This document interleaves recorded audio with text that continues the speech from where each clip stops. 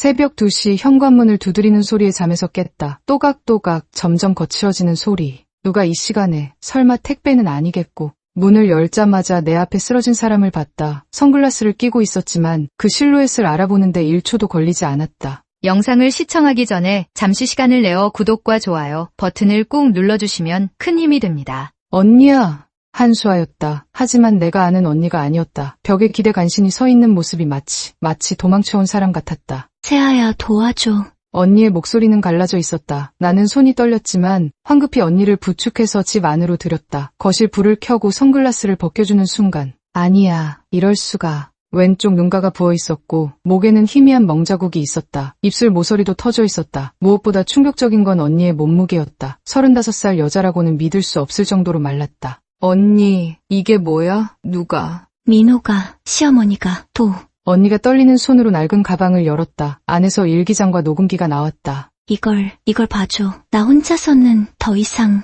언니의 말이 끊겼다. 그 순간 나는 깨달았다. 이건 단순한 부부싸움이 아니었다. 누군가 계획적으로 언니를 무너뜨리고 있었던 거다. 내가 있잖아. 언니, 이번엔 내가 언니를 지킬 차례야. 그런데 내가 아직 모르는 것이 있었다. 언니가 감춰둔 더 큰 비밀이. 아침이 밝자 우리는 화장대 앞에 나란히 앉았다. 거울 속에는 똑같은 얼굴 2개가 보였다. 하지만 눈빛만큼은 완전히 달랐다. 언니의 눈에는 깊은 체념이, 내 눈에는 타오르는 분노가 있었다. 언니, 일기장 좀 봐도 될까? 언니가 조심스럽게 고개를 끄덕였다. 페이지를 넘길 때마다 내 가슴이 조여왔다. 6월 3일 오늘도 약을 주었다. 머리가 흐릿해진다. 어제 일이 기억나지 않는다. 6월 10일 미영이가 또 핸드폰으로 찍으며 비웃었다. 언니는 정말 이상해졌어. 내가 정말 이상한 걸까? 6월 15일 시어머니 말씀. 수아야, 내가 없으면 이 집이 얼마나 평화로울까. 그냥 사라지는 게 나을까? 언니, 이런 걸 언제부터? 작년부터. 처음엔 그냥 기록해둔 거였는데 나중엔 이게 내가 정말 존재한다는 증거가 됐어. 내가 미치지 않았다는 증거. 내가 당한 일들이 진짜라는 증거.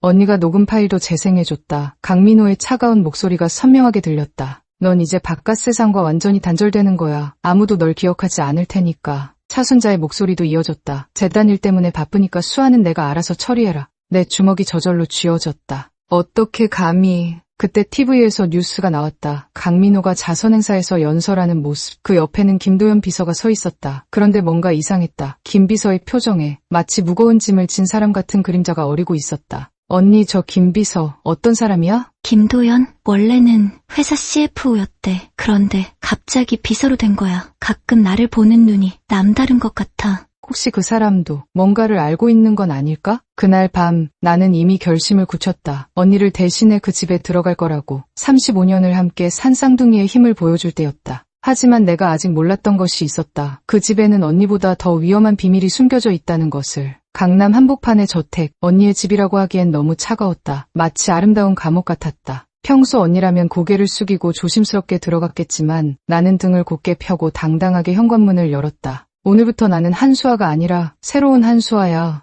어머, 수아야. 차순자가 거실에서 나왔다. 오늘은 좀 어디선가 보던 다른 느낌인데? 그런가요? 순간 아찔했다. 너무 달라진 걸까? 하지만 차순자는 고개를 가로저었다. 아니야, 착각인 것 같아. 어서 들어와. 언니? 신우이 강미영이 스마트폰을 들고 나타났다. 오늘 컨디션이 좀 나아 보이는데 영상 찍자. 평소라면 언니는 고개를 숙이며 네라고 대답했을 것이다. 싫어요. 미영의 눈이 커졌다.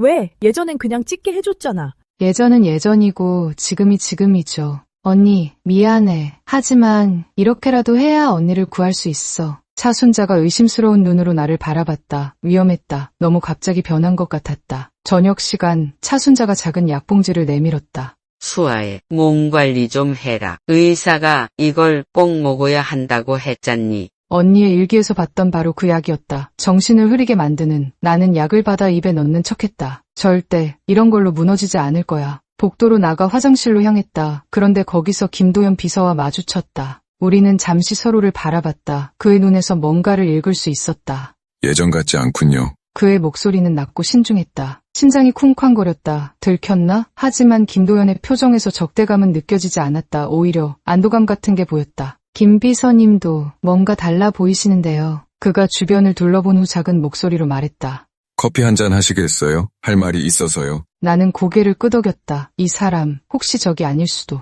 하지만 과연 김도연을 믿어도 될까? 그리고 내 정체는 언제까지 숨길 수 있을까? 김도연과 나는 집 근처 24시간 카페에 앉아 있었다. 새벽 3시, 카페에는 우리뿐이었다. 정말로 수아 씨 맞나요? 나는 잠시 망설였다. 하지만 그의 눈에서 진실함을 읽을 수 있었다. 저는 한세아예요. 수아 언니의 쌍둥이 동생. 김도연의 눈이 커졌다. 그럼 진짜 수아 씨는 안전한 곳에 있어요. 대신 제가 들어간 거예요. 그가 깊게 숨을 들이쉬었다. 역시 뭔가 다르다고 생각했어요. 이 사람 정말 괜찮을까? 아니면 민호한테 일러 바칠까? 김 비서님은 왜 이렇게 도와주시려는 거예요? 김도연의 눈에 깊은 슬픔이 스쳤다. 그는 핸드폰에서 한 장의 사진을 꺼내 보여줬다. 그와 닮은 여자가 환하게 웃고 있는 사진이었다.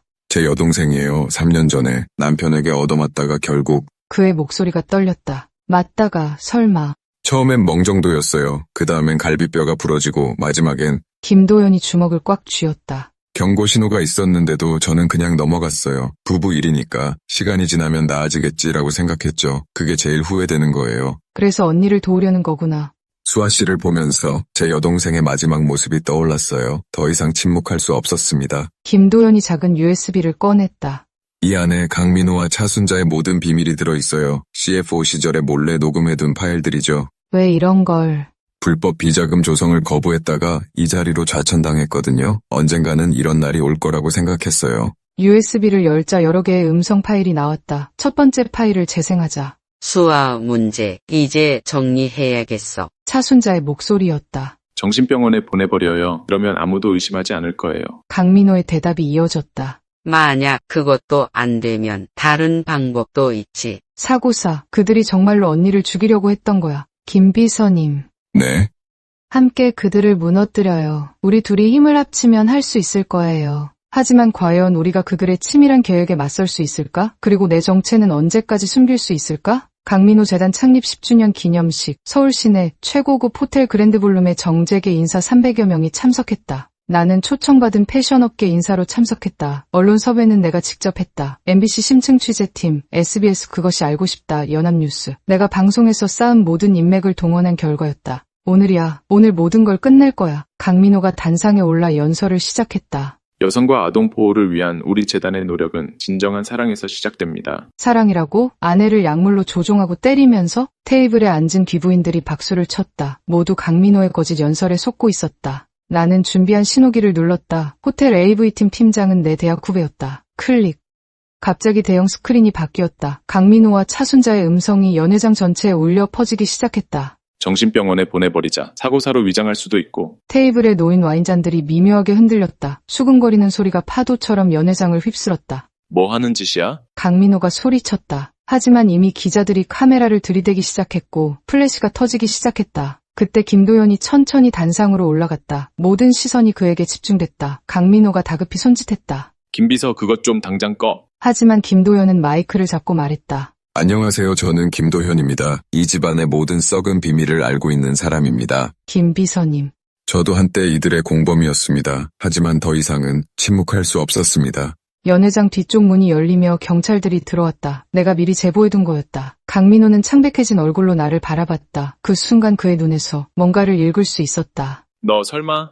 하지만 이미 늦었다. 정의의 심판은 이미 시작되었으니까. 3개월 후 강릉 바닷가의 작은 카페에서 언니를 만났다. 세아야.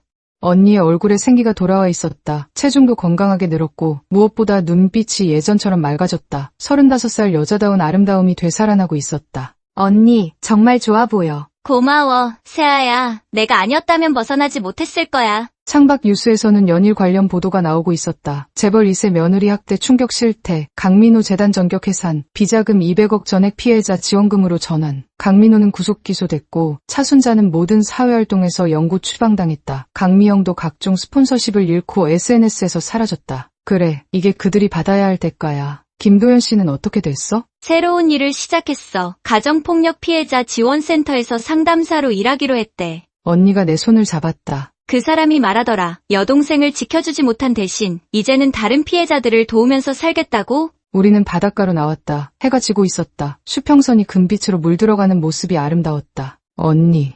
응, 세아. 우리 이제 정말 자유야. 맞아. 그리고 이제 꿈도 꿀 수 있어. 언니가 가방에서 새 다이어리를 꺼냈다. 이제 이 수첩에는 행복한 일들만 적을 거야. 오늘부터 매일매일 좋은 일들로. 그럼 나도 일기 써볼까? 언니 따라서. 우리가 함께 걸어갈 새로운 길에 대한 일기를. 파도가 우리 발끝을 적셨다. 시원하고 부드러웠다. 35년을 함께 살아온 쌍둥이 자매. 처음으로 우리는 정말 자유로웠다. 언니가 바다를 바라보며 말했다. 세아야, 우리 패션 스튜디오 하나 차릴까? 나는 기획하고 너는 스타일링하는 거야. 언니, 그거 완전 좋은 아이디어인데? 복수는 끝났다. 이제 우리의 진짜 인생이 시작되는 거야. 어둠이 내려앉았지만 우리에게는 밝은 미래가 기다리고 있었다. 35년 만에 처음으로 우리는 누구의 통제도 받지 않는 자유로운 자매였다. 바람이 우리의 새로운 시작을 축복하는 것 같았다.